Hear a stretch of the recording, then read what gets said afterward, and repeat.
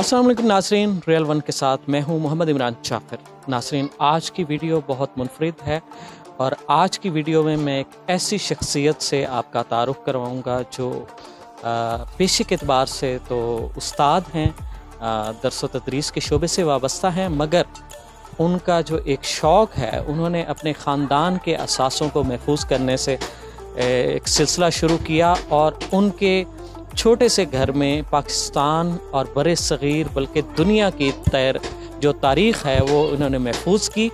तो इनसे हम मिलते हैं। इनका नाम है मोहम्मद आबिद सहर। अस्सलाम वालेकुम। वालेकुम अस्सलाम व रहमतुल्लाह। आबिद साहब, आप कैसे हैं? अल्हम्दुलिल्लाह, अल्लाह का बड़ा करम है।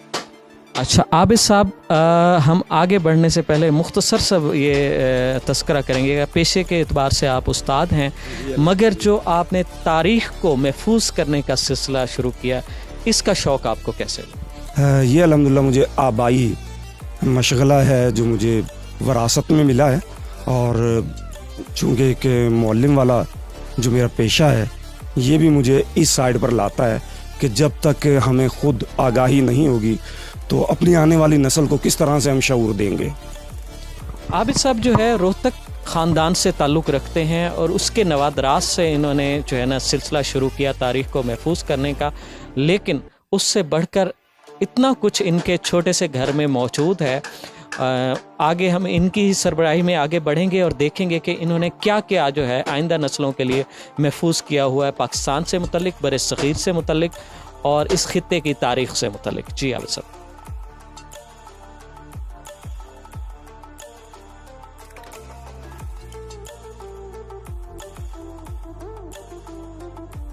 जी नाज़रीन, हम आबिद सहर साहब के घर के अंदरूनी हिस्से में आ चुके हैं और गुमान ये गुज़र रहा है कि ये हम किसी एक कदीम तरीन म्यूज़ियम में मौजूद हैं। तो जहाँ पे जो आगाज़ है, कुछ कलमी नुस्खा जात रखे हुए हैं, कुछ तारीख़ी ख़ुतूत रखे हुए हैं, इस हवाले से गुफ्तगू करते चलेंगे और आगे बढ़ते चलेंगे। आबिद साहब, आप। जी, सबसे पहले तो मैं रियल वन का शुक्रिया अदा करता हूँ कि जिसने मसरूफ़ियत के दौर में भी अपना टाइम निकाला और अवामुन्नास को आगाही और शऊर पैदा करने की कोशिश की है। ये कलमी नुस्खा जात हैं जो हाथ से लिखे हुए हैं और बहुत ज़्यादा कदीम हैं। इनकी कदामत का अंदाज़ा इस बात से लगाया जा सकता है कि ये ख़त्म हो चुके थे, दीमक वगैरह ने काट लिया था, लेकिन इनको फिर भी हमने महफूज रखने की कोशिश की है। लाज़मी बात है कि ये 3-4 सदी पुराने तो होंगे। नाज़रीन, ख़ुतूत भी हैं जो क़याम पाकिस्तान से कबल या क़याम पाकिस्तान के फ़ौरन बाद लिखे गए, ये भी इन्होंने महफूज किए हुए हैं। आगे बढ़ेंगे, आगे ये कुछ हथियार या औज़ार कह लें ये रखे हुए हैं, तो ये किस दौर से ताल्लुक़ रखते हैं? ये बिफ़ोर पार्टीशन है, 1947 में जिस वक्त पाकिस्तान बना था, तो ये उस वक्त से पहले के हैं। चूँकि हमारे आबा जो हैं वो रोहतक से बिलोंग करते हैं, माइग्रेशन करने के बाद माइग्रेटेड हुए थे, पाकिस्तान आए थे, और यही वजह है कि ये वो ख़ुतूत भी हैं जो रोहतक की हैं। इन पे अगर देखा जा सकता है कि ये रोहतक की स्टैंप लगी हुई है और 1929 में लिखा गया था और ये मुल्तान में लिखा गया था। 1929 में रोहतक से लिखा गया और मुल्तान में लिखा गया है। और ये वो कुछ अशिया हैं जो हमारे आबा इस्तेमाल किया करते थे। इसमें ये कुछ मेरे ख्याल हथियार कह लें इनको, जी जी जी, ये कुछ हथियार के तौर पर और कुछ घर में इस्तेमाल करने के लिए ये जैसे उस दौर मिट्टी के तेल का दिया, चिराग है, चिराग रोशनी के लिए इस्तेमाल होता था। आगे बढ़ेंगे। इनके पास एक बॉक्स मौजूद है जिस पे मुक़द्दस तबरकात का लेबल लगा हुआ है और हम इनकी इजाज़त से उस बॉक्स को खोलेंगे और ये हमें बताएंगे कि ये तबरकात किस हवाले से हैं और इन्होंने कैसे इनको जमा किया। ये मुक़द्दस तबरुकात हैं और अल्हम्दुलिल्लाह जो मुख्तलिफ़ रूहानी पेशवा हैं उनकी मोहब्बतों की वजह से हम तक मौसूल हुए। मेरे वालिद साहब हज पर गए थे और दीगर जो घराना हज पर गए थे वहाँ से कुछ तबरुकात लाए थे। इसमें ग़िलाफ़ खाना काबा शरीफ है, इसमें हज़रत सैयदा फ़ातिमा ज़हरा सलामुल्लाह अलैहा की ख़ाक मुबारक मौजूद है। इस तरह से ये मुक़द्दस तबरुकात मुख्तलिफ़ जो मज़ाहिब, इसमें ये नाज़रीन कुछ लेबल पढ़े भी जा रहे हैं। गारे सौर, गारे हिरा और मस्जिद अली और मस्जिद कुबा, मस्जिद मोहम्मद और रोज़ रसूल सल्लल्लाहु अलैहि वसल्लम पर सफाई वाला जिन परों से सफाई होती है। इसके अलावा और बहुत सारे ये मुक़द्दस तबरकात मौजूद हैं जो हमारे लिए जो है ना एक बहुत ज़्यादा बाइस बरकत है, इनकी ज़ियारत भी। और इससे आगे बढ़ेंगे। आगे जो सिलसिला है वो एकदम अव्वल को असल में हम अवामुन नास के लिए इसकी ज़ियारत करवाया करते थे। तो आगे बढ़ेंगे। आगे जो सिलसिला है उसमें इनकी जो है वो जो दर्स व तदरीस से शोबे से हैं उसमें उसका कुछ उनसर नज़र आ रहा है, कुछ साइंटिफिक चीज़ें हैं। ये फॉसल्स हैं और फॉसल्स मेरे ख़्याल में पाकिस्तान में शायद पहली दफ़ा किसी के निजी म्यूज़ियम में देखने को मिले रहे हैं। मुख्तलिफ़ अदवार के फॉसल्स इन्होंने जमा किए हुए हैं। इस बारे में भी इनसे बात करते हैं कि फॉसल्स जमा करने का इन्हें शौक़ कैसे हुआ। इसमें बल्कि एक किसी जानदार का कोई अंडा भी देखने में आ रहा है जो निहायत कदीम है। दांत हैं मुख्तलिफ़ शार्क्स के और मुख्तलिफ़ और जानवरों के और उनके मुख्तलिफ़ पत्थरों में जो उनके फॉसल्स हैं महफूज हैं। इस बारे में मुख्तसरन बताइएगा। ये कुछ चीज़ें तो ऐसी हैं कि जो ख़ानदानी तौर पर मुझे अपने वालिदैन की तरफ से उनकी महफूज की हुई थी। इसके साथ फॉसल्स जो है ये हमारी यहाँ की कदीम तरीन गैलरी है, क्योंकि ये लाखों साल पुराने और आम इंसान इस बात को समझने के लिए तैयार नहीं है कि ये लाखों साल पुराने किस तरह से हो सकता है, यानी मिलियन ईयर्स ओल्ड। आगे बढ़ेंगे। यहाँ भी कुछ और कदीम चीज़ें देखने में आ रही हैं और ये बड़ा खूबसूरत सा यूनिक सा एक टेबल लैंप है और उसके बाद ये गालिबन कैमरा है। ये सींग है असल में। हाँ जी। और सींगों की बहुत सारी जो वैरायटी है वो हमारे दूसरे पोर्शन में, सार मुल्तान म्यूजियम के दूसरे पोर्शन में सींगों की वैरायटी अलग से मौजूद है। और ये कोई गालिबन कैमरा है जी, ये कैमरा है और ये अवाइल का कैमरा है, इब्तदाई दौर का। और ना सिर्फ ये कैमरा बल्कि ये स्टैंड भी। और आप चूँकि मीडिया से बिलोंग करते हैं, आप बहुत अच्छे किस्म की ये जी इस्तेमाल करते हैं। लेकिन अगर इसको देखेंगे कि जब ये खुलता है, ऊपर आता है और ये मूव होता है, आप देखें बिल्कुल एक्यूरेसी है। यानी मेटल की अब जो जदीद हैं, मैंने भी वो यूज़ किए हैं, लेकिन उसमें और इसमें एक्यूरेसी के हवाले से मैं ये समझता हूँ कि ये ज़्यादा बेहतर है, जबकि ये हैंडमेड है। आगे बढ़ेंगे और कुछ और नायाब चीज़ें हैं जिनमें बर्तन भी हैं, कुछ खिलौने भी हैं और ये गालिबन ये शतरंज, ये अच्छा, और ये भी खासी कदीम देखने में लग रही है ये। और आगे भी कुछ मूर्तियां हैं, कुछ जानवरों के खिलौने हैं उस दौर के बच्चों के खेलने के लिए जो मिट्टी से बनाए जाते थे। और इसके बाद हम आगे एक और कमरे की जानिब बढ़ेंगे और वहाँ पर बहुत कुछ ऐसा है जो आपकी दिलचस्पी का हामिल हो। नसरीन, हम दूसरे पोर्शन में आ चुके हैं और यहाँ आगाज़ ही कदीम हथियारों और जो है मुख्तलिफ़ इक्विपमेंट से होता है। और ये आबिद सर साहब ने बताया कि ये एक शेल है जंग अज़ीम दोइम में इस्तेमाल होने वाले मिसाइल का, या जो कह लें कि वो रॉकेट का ये 90 गोले का एक इसके ऊपर लिखा हुआ है। सही 1915 इसके ऊपर तहरीर भी है, इस पे जो है ना कुंदा किया हुआ है 1915 का साल।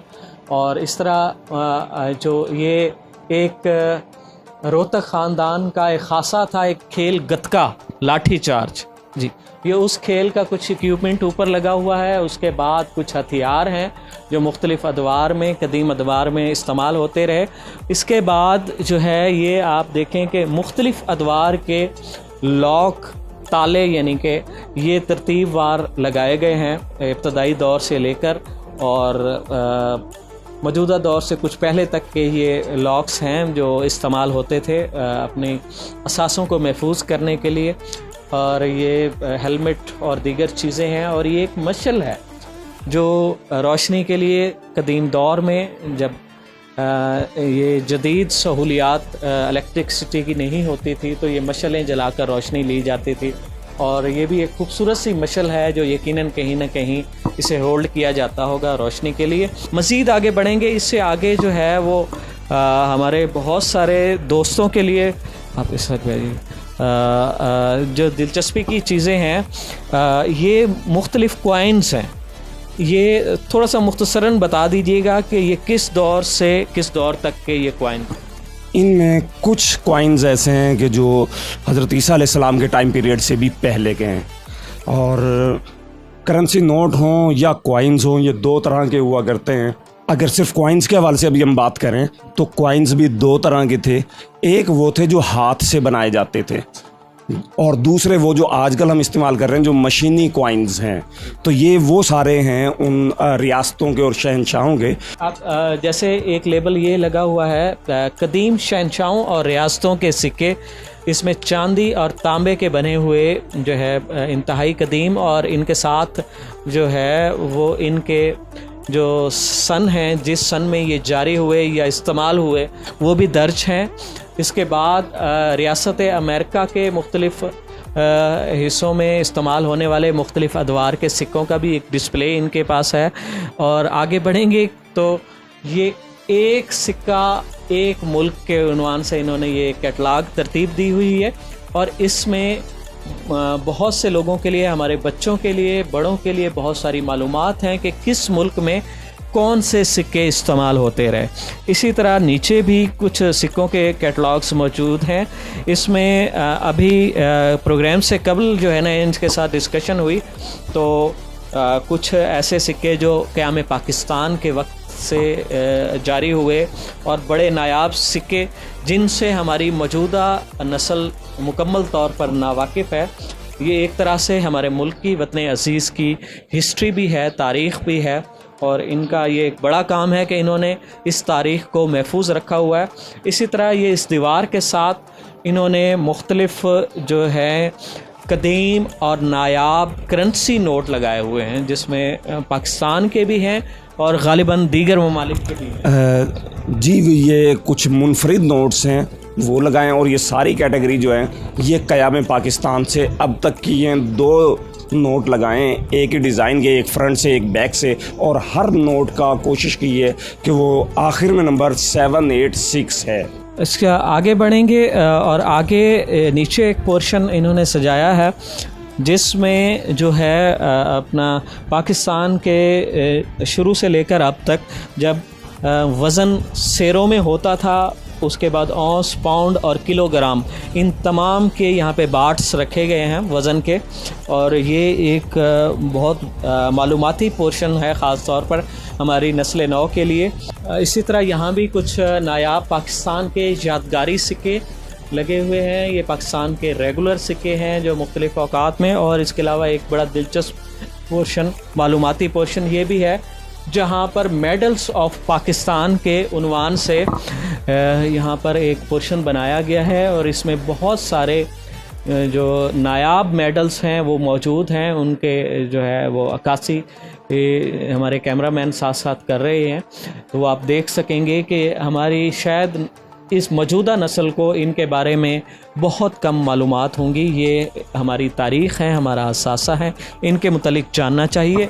इसके बाद आगे बढ़ेंगे। अगला पोर्शन ख़ासा दिलचस्प नज़र आ रहा है, ख़ास तौर पर ख़वातीन के हवाले से कि इसमें ज्वेलरी भी नज़र आ रही है और बहुत सारे इस किस्म। इसके बारे में कुछ बताइएगा। ये सारे स्टोन्स हैं, जवाहिरात हैं और मुख्तलिफ़ चीज़ें जो स्टोन्स के, कीमती पत्थरों के साथ जो बनाई गई हैं। ये मतलब ये उस कदीम दौर की ये ज्वेलरी कह लें आप के। और डेफिनेटली जो पत्थरों की ज्वेलरी है आज भी उसी तरह मकबूल है।